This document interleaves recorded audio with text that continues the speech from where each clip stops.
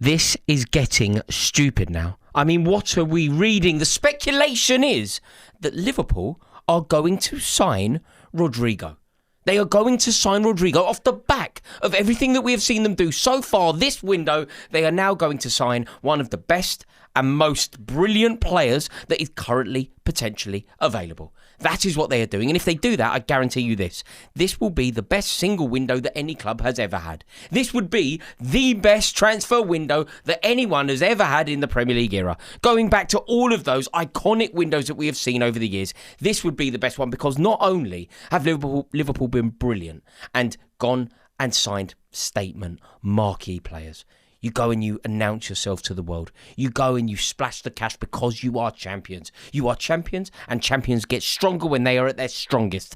Champions fix the roof when the sun is shining. And they have already done that by bringing in a player like Florian Wirtz. A player like Florian Wirtz who everybody in the world wanted. One of the best, most incredible footballers around and the best player that will move this summer. They've gone and they've signed him. So they have gone and they have done that.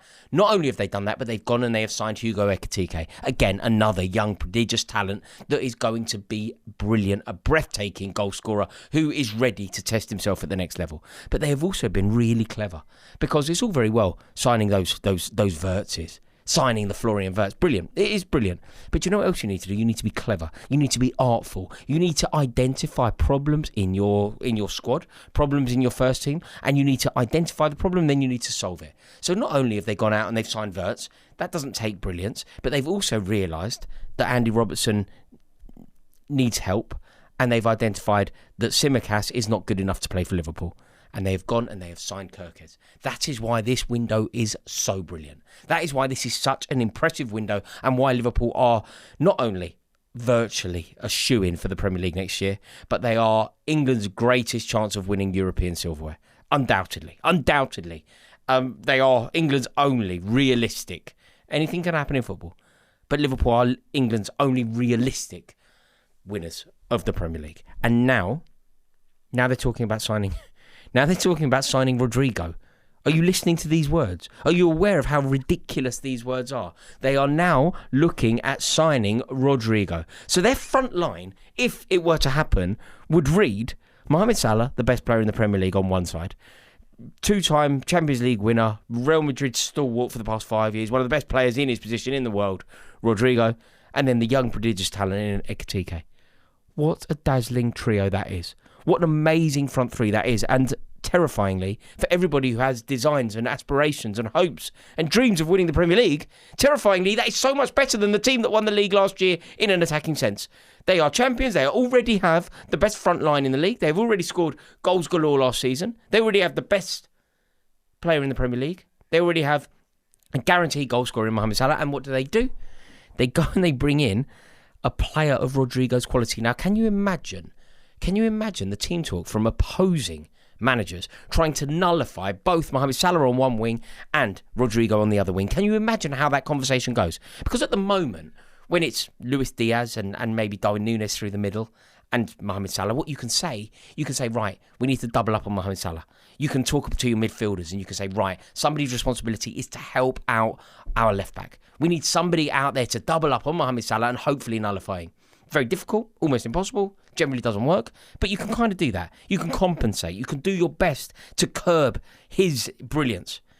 If they have Rodrygo on the other wing, you can't be doubling up on Salah anymore. You can't be asking your midfielders to double up on Mohamed Salah, keep an eye on Mohamed Salah, lopside your team to counterbalance the brilliance of Mohamed Salah. Of course, you can't do that because there's a geezer on the other wing who's a Brazil starter who leads the line for Brazil, plays for Real Madrid on a regular basis, has been playing for Real Madrid on a regular basis for the past 5-6 years. Do you know how good you have to be at football to start for Real Madrid for 5 or 6 years? In that period where they have won the league, in that period where they have won the European Cup multiple times. And he is a starter. He is a phenomenal footballer. And there is this weird conversation that just makes no sense to me. You know when Arsenal were linked with Rodrygo?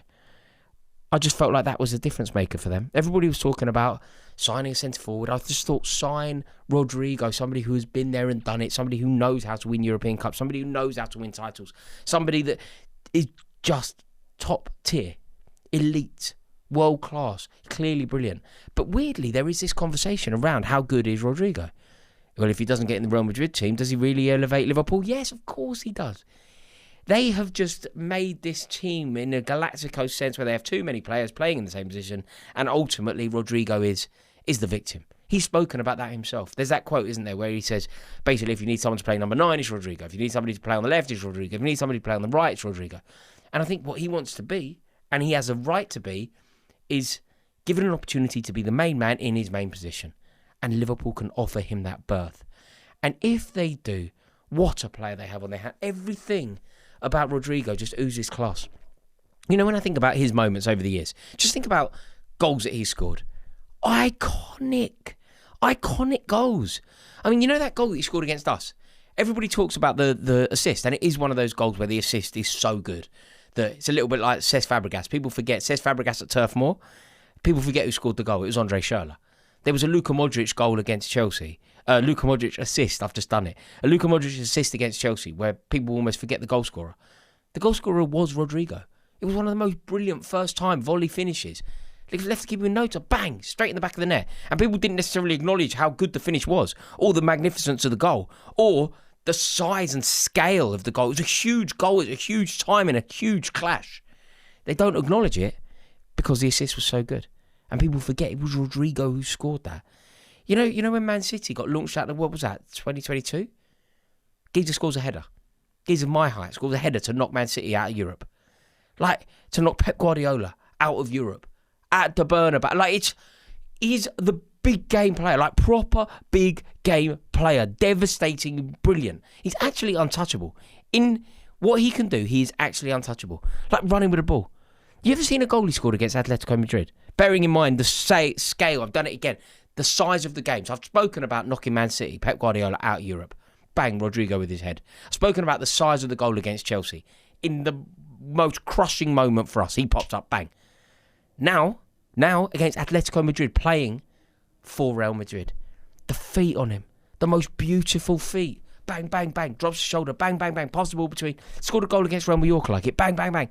You know that skill of just passing the ball from one foot to the other? It's almost so simple, but so impossible to dispossess. He is just top class. And if the reports are to be believed, Darwin Núñez will leave. Equally, Luis Diaz will leave. Bayern Munich are going to come back for Luis Diaz. He only has 2 years left on his contract. Liverpool will now know they will not let this situation that they had with Van Dijk, Trent Alexander-Arnold and Mohamed Salah happen again. That will never happen again. So now they know, with Luis Diaz, he either signs a new contract or he leaves probably now. Bayern Munich come back and Luis Diaz will go. We know how FSG work. We know that they like to operate in a way that keeps churning players over. Everybody is for sale with the odd exception. It's a business. Everybody's for sale. You keep reimagining the squad. You keep improving and elevating the team. And I see a world where Luis Diaz will leave. Luis Diaz leaves. It opens up an option. Opens up a place in that squad. And if they somehow lose Luis Diaz but get better. Rodrygo's a better player than Luis Diaz. And I rate Luis Diaz so highly. But if they somehow lose a brilliant player like Diaz but get better, like what are we talking about here? Like that's ridiculous, isn't it? They lose a brilliant player. They lose one of the best players in his position in the league. And yet they get better. Liverpool are just ridiculous at the moment. They really are. And obviously Darwin Núñez is expected to leave. There's loads of speculation, isn't there, about Harvey Elliott's future. And apparently the reason that Arsenal didn't get Rodrygo, they lost interest in Rodrygo, they didn't pursue Rodrygo to the maximum, which is so foolish from them. But the reason is because of his wage demands. Approximately 300 grand a week. 280 I've seen, 300 I've seen. So it's a lot of money. Sometimes, though, good things cost a lot of money. So there is such a concept as reassuringly expensive. And of course Rodrygo costs a lot of money. He plays for Brazil. He plays for Real Madrid. He's won 2 Champions Leagues. Obviously, he costs a lot of money. So Arsenal are so foolish here to not work that out. So Liverpool are brilliant at this. They're brilliant at this sort of. They're brilliant at this sort of juggling. They're brilliant at the business side of football. You know, he's a master. And what they will do is Darwin Núñez will leave, and he'll leave for a lot of money. You know that. Luis Diaz will leave, and he'll leave for a lot of money. You know that. Harvey Elliott, players like that, will leave, and they will leave for a lot of money. You know that. Tsimikas will leave, and he'll leave for good money. Andy Robertson could leave and end up at Atletico Madrid. He will leave for good money. I mean, Chiesa has been left out of the pre-season tour, so he could potentially go, and that is all money coming in for Liverpool. There is a world where something bewilderingly brilliant could happen with regard to Liverpool this window. They could spend massive money, but actually only end up spending 80 million, 100 million, something like that, because they will keep the revolving door moving. And that is the most important thing of the window. People always want to focus on the players coming in, but it's making sure that you let players leave at the right time. And Liverpool seem to be the masters of it.